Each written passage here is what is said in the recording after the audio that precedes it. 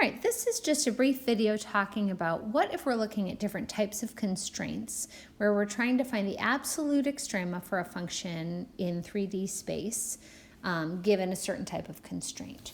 So one thing to keep in mind is that if I have a constraint like this, where this is an interior, right, then all I'm going to do when I have something where it's an inequality and I'm strictly checking the interior of the function is I'm going to look at the first partials. I'm going to find any critical points, and out of my list of all the critical points for my function f of x, y, I'm going to use the ones that satisfy my constraint. So if I have a particular critical point, but it isn't in that particular interior of that circle of radius 4, then I'm not going to test it. It's not part of this story. All right, another type of constraint I might get would be, again, a function like this circle, but now it's the boundary. And if I have the boundary of that circle, this is actually going to be an entirely different method. And typically what I would use is Lagrange multipliers in order to find that. And that will also lead me to a list of potential points.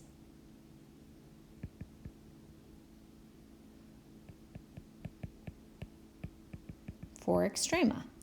And then I would test those. And if one of them is the biggest, that would be the max, the absolute max. Smallest would be absolute min. The other commonly seen constraint would be something like this, where it's both, in which case I actually have to do both things. So I have to check this and I have to check this. And now I use my complete list of potential points to test for x, y, and I see what is the overall biggest output value for, f of x, y, and smallest. And they might be repeats, right? There might be some matching up, but it's still going to be the absolute max, absolute min. All right, so this is a very common thing that you'll see, but this is not all you might see. There are other kinds of constraints that you're going to come across, and I do want you to be able to handle those as well. So another possible sort of constraint that you might see would be something like, I think in one of the homework problems you have this. And just in a quick sort of sloppy picture, let's envision that that means that we're in the first quadrant. And I like to draw them. Of course, this is the XY plane that we're envisioning now. And so really in the XYZ, this would be a little triangle down in here. And over here, it would be a triangle up in here. Okay, so this is the equation 4x plus 9y equals 6. And then this would be, of course, saying that we have to be greater than 0 for x, greater than 0 for y, which leads me to this particular region in here as my interior. So when I see this, I actually see a bunch of different things that I have to check. Now, whatever that function f of x, y is, we're just going to draw it as this amorphous shape over here, floating up in 3D. But remember what we've got is we've got this sort of beam of triangle kind of going up through this shape. And we're trying to see where is my shape at its absolute max and absolute min here. And we're going to have to check a few different ways. One way we're going to have to check is on the interior. So to check the interior here, we're going to use first partials. We're going to list any critical points, but only use the ones inside the blue region. So like suppose for my function, whatever f of x, y is, I have the following critical points, and one's here, and one's here, and one's here. The only one I'm actually going to use to test is going to be the one that's actually inside that region. The other ones I just kind of ignore because they're not relevant to the particular constraint that I have. All right.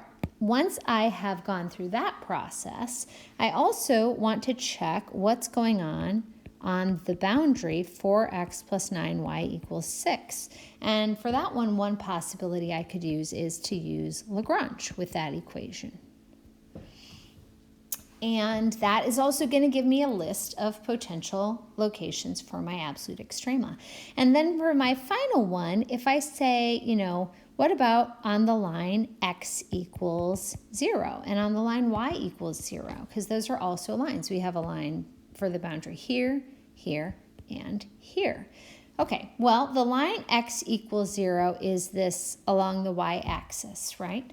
And notice that if I were to use x inside my function, whatever it is, it's going to reduce this down to a function of only one variable. So I would be able to then apply all of my calculus 1 knowledge to determining the potential extrema for the function there. So for example, if I were to have f of xy is, x squared plus 2xy plus y cubed plus 2x, right? I'm just totally randomly making that up. That means that when we only focus on x equals 0, this becomes f of y equals, let's see, x, all the x values get replaced with 0. It's just this. And so I could say find the absolute extrema for this function using the first derivative, and don't forget the boundaries. So I would also want to make a note that y at its smallest is 0 and y at its biggest is, in this case, let's see, if I were to plug in x is 0 to this, I'd have like 9y equals 6, so 2/3. So I'm going to look at finding the absolute extrema of this function when y ranges from 0 to 2/3. So I would test those endpoints. I'd say test 0, test 2/3, and test any values that may show up in addition to that when we apply the first derivative to it. So it becomes a calculus 1 problem to find the absolute extrema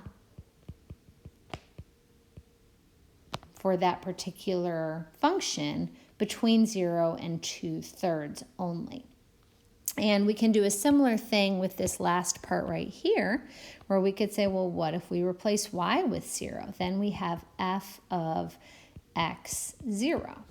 And that reduces my original function down to really f of x. So everything with a y would become 0, and we have x squared plus 2x. But we're not looking everywhere, right? We're looking between x is 0 and x is, and let's see, if we replace y with 0, we would get 4x equals 6 or 3/2.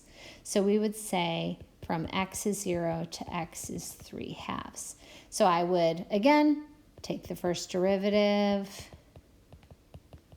and then I would test those values of x, 0, 3/2, and anything that makes this 0 or undefined. And that's going to give me all of my potential points to test there. So in a nutshell, what I do, it's kind of a long process, isn't it? What I do is I check the interior, and when I check the interior, that means that I'm going to look at specifically my first partials and where are the critical points, and I'm only going to use any of the critical points that show up inside the region. So those are some of the things I'm going to check in my original function to see if that might be the absolute max or min. I'm also going to check along each of the 3 boundaries. So for example, this first boundary, I'm going to check by saying along that boundary, I'm going to use Lagrange multipliers. And of course, I'm only going to use any potential points that come out of that would actually sit on that particular line segment. And then from there, I get to reawaken my Calc 1 knowledge and say, well, if I'm looking at something where the x value is always the same or the y value is always the same, then I can bring this down to a function of 1 variable and use my Calc 1 to find a list of potential locations for absolute extrema there. So this is fairly in-depth. There's a lot to be done. And we'll sometimes see other kinds of functions as well, but they still pretty much apply to this same concept. For example, if you were to see something where it is, inside a rectangular region, well, then this is something where you would again test the interior if it's inside, and you would test each of the boundaries. And typically I would do that using Calc 1 because you can see that x is fixed for these and y is fixed for these. And there will also be some cases where we even get a little bit more elaborate than that. But one of the things that you're going to notice is that we can kind of break this up into a variety of different cases. So to sum it all up, we are going to be really careful when we're using lesson 14, this is the absolute extrema, that we check every relevant region.